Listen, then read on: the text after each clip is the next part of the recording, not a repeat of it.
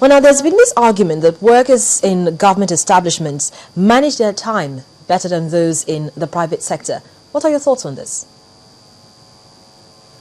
Yeah, like the truth of the matter is that, for government establishments, ranging from when people walk into the office, you see, startup time could be 8 a.m. in the morning, and you see people walking into office as late as 11 a.m. in the morning, and then they are leaving by 4 p.m. And you're wondering, there will be no productivity within the system, and that is the reason why there has been so much low productivity in terms of service delivery in our country, as the case may be. In fact, in my thinking, at the heart of time management is the concept of planning. Anybody who does not know how to plan within systems will not be able to achieve quality time management. And if anybody wants to be the best in this area, there are 4 key things that a person would have to watch very effectively. The issue of procrastination. The issue of procrastination. I have seen someone who was supposed to send an email to an organization that was expecting the email to be able to do some great business with the organization, and the person said, "I'll do it in another 2 hours," and that was it. The person forgot, and that cost the organization so much money. So we must destroy the issue of procrastination within the organizational system. Anything that we want to do now, we should do it now. The issue of the action mentality culture should be encouraged within institutions and organizations, whether it's private or government-owned businesses, as the case may be. And the issue of indecision. Indecision is an element that has caused a lot of failure within businesses, because people are not able to take decisions quickly, as the case may be, because business is dynamic. The ability to be able to take decisions and implement them immediately is key for the success of the organization. And the other element is having people with that vision within institutions. Once you have people with that vision within institutions, they never see the end from the beginning. And if people do not have the capacity to see the end from the beginning, they don't have the idea to work themselves towards achieving the dream of the organization, as the case may be. And then finally, having purposeless friends. There are people who just can't allow people to work. They call on the phone on a consistent basis.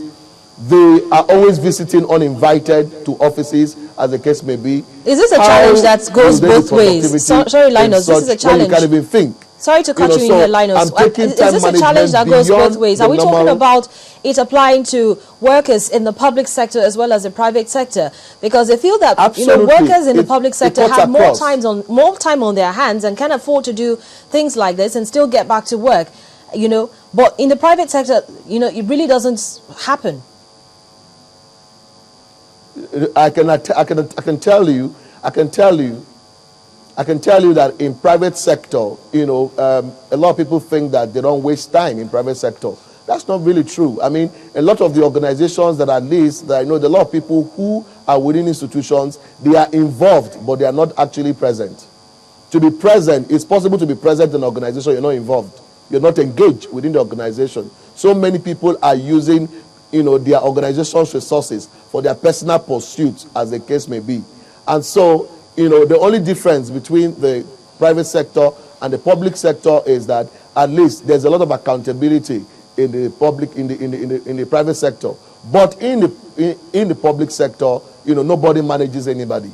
So that's the problem that we're having. That's why it is more in the public sector.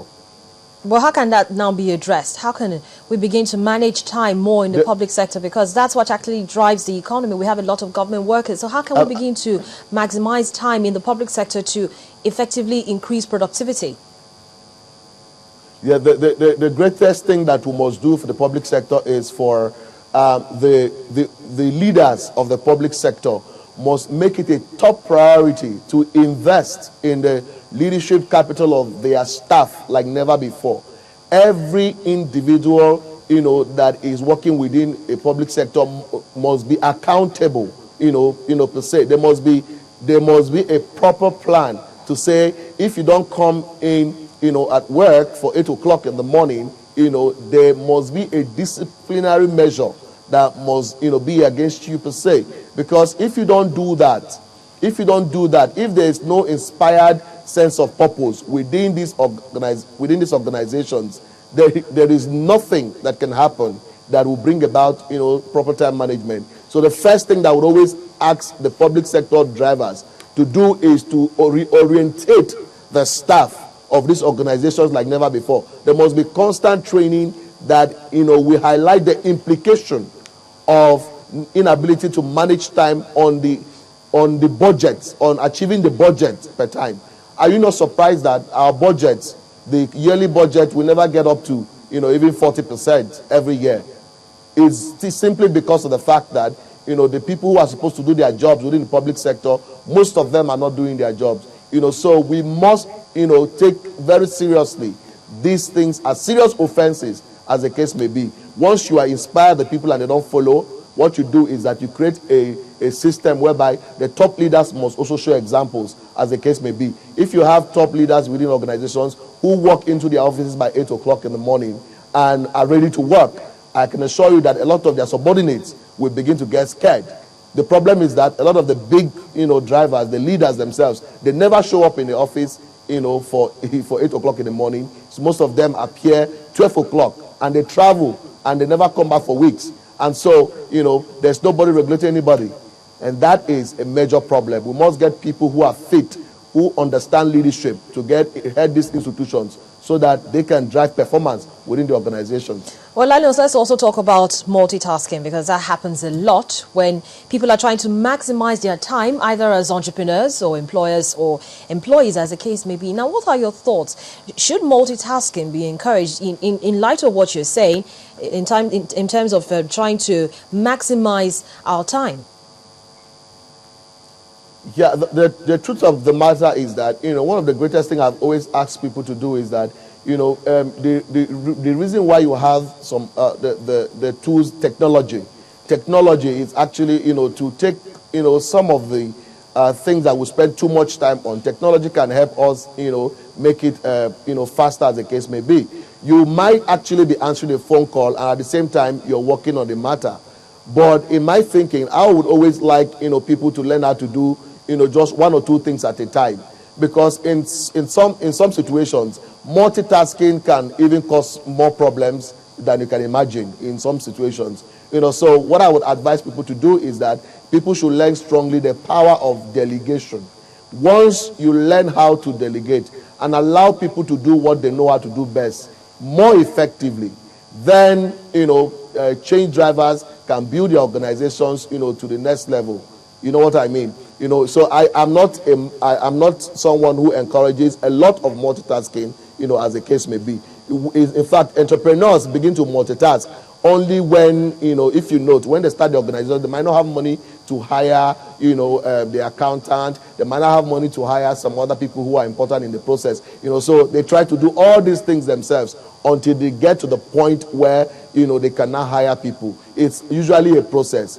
And once the organization stabilizes, I discourage multitasking, at that point in time. Because remember, our health are also important. You know what I mean? Because if you spend all your time trying to achieve and trying to do so much because you've got so many talents and skills, at the end of the day, what happens is that you overburden your system and you might not be able to, drive it further to enjoy the fruit of your labor. So what I always advise we know that time is money. As much as possible, we have to fashion out whatever we're doing in a day to make sure that we make it commiserate with whatever money it is that we're going to be earning. Now, how can we identify time-wasting activities in business and eliminate them? This is very, very key. Each day of our lives, that's where, auditing, personal auditing comes into play. At the end of each day, one of the things that we must do as individuals is to actually think through what are the things that we have been able to achieve the whole day. What were the issues why we must continue to ask the question, why? Why didn't this happen? Why did this happen? And in the process of doing that, you discover that there were phone calls that, were personal phone calls that you wasted so much time on. Probably your staff didn't listen to get an instruction that was supposed to, So he has to do a job 3 times because he didn't get a clear instruction, at the first instance. So we must begin to look at, issues that do not add to the core of the business, the activities that we do, within a particular day that do not add up, to the bottom line of the business. And we have to ensure that, we take off those activities, immediately. And as I'm talking to you right now, I know the bug that has caught up with young people working within organizations is the issue of Facebook. Facebook, why people are working in organizations, they can spend 3 hours actually, going just around, Facebook, and they are not doing the work they are supposed to do. Well, Linus, can I just quickly mention that, Facebook is actually a social tool. It's also used as a marketing instrument. Now, you keep harping on the fact that a lot of organizations, people tend to spend so much time on using such social platforms like Facebook, Twitter, and the rest of them.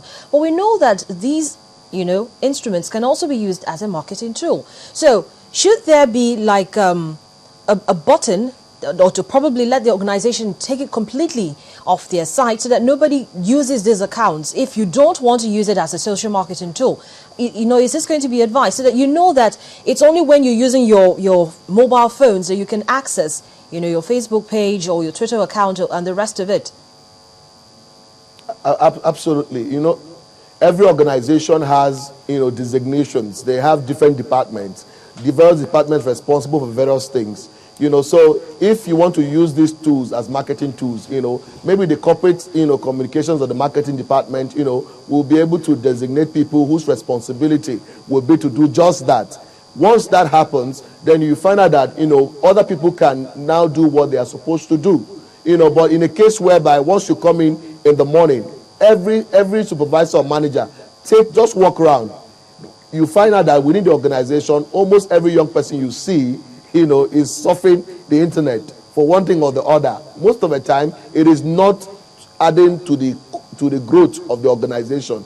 They rather do their own things, as the case may be. And that's a very serious thing. And that's why I have always advised that we should employ people that are passionate about working for these organizations. If you employ people who have got great vision, are committed people who want to get results, they won't have time to change the organization. I think that's what, we should go to the foundation of this problem. Entrepreneurs who want to employ people should employ people who are key, to the growth of the organization, not necessarily because they want to favor people. You know what I mean? Or you're employing relatives, just because you want to favor them. Or you're employing friends just because you want to favor them. They will come into your organization and they will waste the time of the organization doing things that will not add value to the organization, as the case may be. And it's a very serious business. Well, Linus, a lot of people knowingly or unknowingly channel their time into activities that are not profitable. Now, how can an entrepreneur, whether small or big, prioritize interests and eliminate time-wasting activities? The first thing the entrepreneur must do is to, actually sit down a day before and carve out, specifically what are my goals for the year? What do I want to achieve for 5 years? Remember I said, if a man doesn't have a purpose of waking up, sleeping becomes interesting. If you see an entrepreneur that is driven with a big dream to achieve, normally those entrepreneurs, they don't waste time in any way at all, because every little time they find, they want to get, something done. So, and what they normally would do is that they should put a plan. There must be a daily plan, that is before them. Every entrepreneur should own a journal recording, their experiences per day, as the case may be. So that in the process of doing that, when they are meeting with new people, every day, they want to know who, will add value within their own, organization, as the case may be. So it is important that, attitudes, that are not, leading to the growth of the organization must be taken away immediately if they must actually succeed as entrepreneurs, as the case may be. And most of it is hanging out with friends during when you're supposed to be working. There are so many people who visit you and we don't have the capacity to say no to them. Or most of the time people invite you to activities, to meetings, that will just, keep wasting, all the time, as the case may be. And one of the things that I would like to say, in terms of, entrepreneurs having so many meetings, we should have less meetings and get more results. Most of the time, the meetings that we engage in, they take so much time, 3 hours, 4 hours. So before meetings are set, there must be clear-cut agendas. These agendas will help, keep the organization focused, as the case may be. There are so much time wasted in meetings, both in private and public, organizations. We should spend less time for meetings and get more results, by ensuring that we manage our time very effectively. For me, it's the way to go. Thank you so much, Linus, for sharing your thoughts with us this morning on the program. I've been speaking with Linus Okorie, Leadership Capital Consultant, and we've been looking at time management in business. Do have a good day, Linus.